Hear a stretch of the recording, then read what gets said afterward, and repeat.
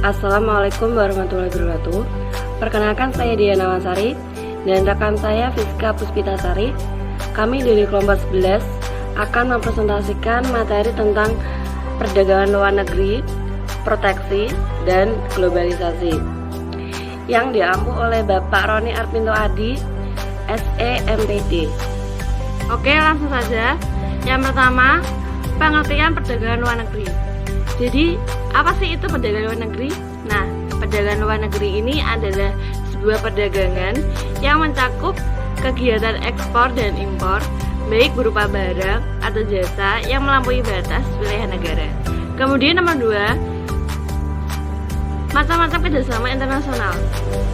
Nah, dalam kerjasama internasional ini ada beberapa jenisnya, yaitu yang pertama kerjasama bilateral, kemudian yang kedua ada kerjasama regional, dan yang ketiga ada kerjasama multilateral.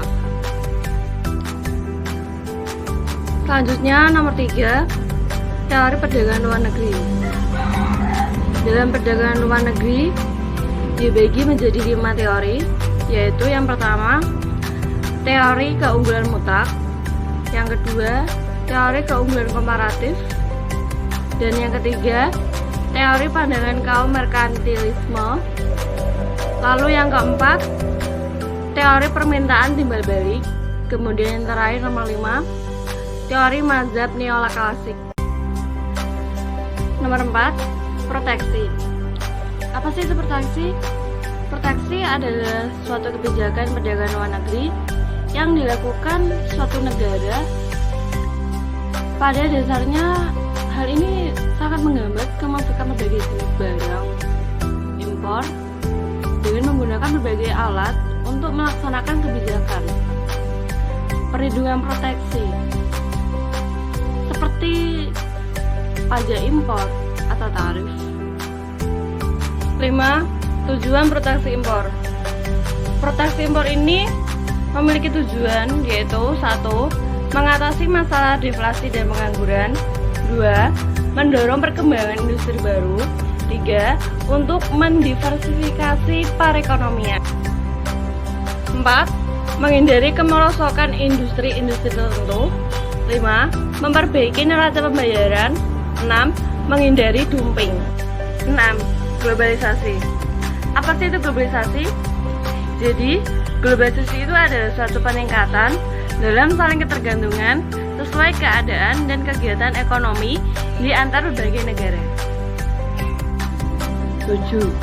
Faktor-faktor yang mewujudkan globalisasi yaitu 1.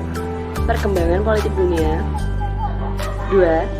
Peningkatan praktek perdagangan bebas. 3. Perkembangan perusahaan multinasional. 4. Perkembangan investasi portofolio di pasar luar negeri. 5. Kemajuan teknologi dalam bidang informasi dan pengangkutan. 8. Efek buruk globalisasi. Dalam globalisasi itu juga ada beberapa efek buruknya, yaitu diantaranya nomor 1, menghambat pertumbuhan sektor industri manufaktur. Kemudian nomor 2, memperburuk keadaan neraca pembayaran. 3. Sektor keuangan semakin tidak stabil. 4.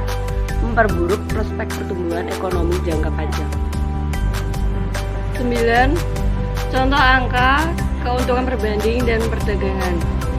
Nah, teman-teman semua bisa lihat dalam tabel yang tertera. Itu ada keadaan produksi sebelum spesialisasi. Kemudian tabel kedua itu produksi sesudah spesialisasi, dan tabel yang ketiga itu ada keadaan konsumsi sesudah perdagangan. Nah, jadi dari ketiga tabel tersebut dapat disimpulkan bahwa 1. Produksi mobil sangat meningkat dari 70 menjadi 100.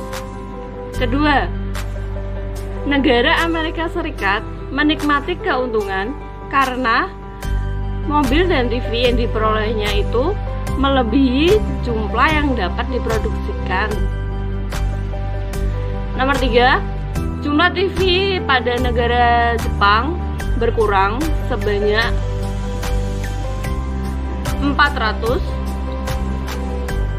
tetapi jumlah mobil itu bisa meningkat sebanyak 20 mobil. Dari nilai tambahan mobil ini adalah 800 unit. TV ini berdiri Jepang juga memperoleh keuntungan dari perdagangan luar negeri. Baik, terima kasih. Apabila ada pertanyaan dari teman-teman, silakan ditanyakan. Sekian dari kelompok kami. Wassalamualaikum warahmatullahi wabarakatuh.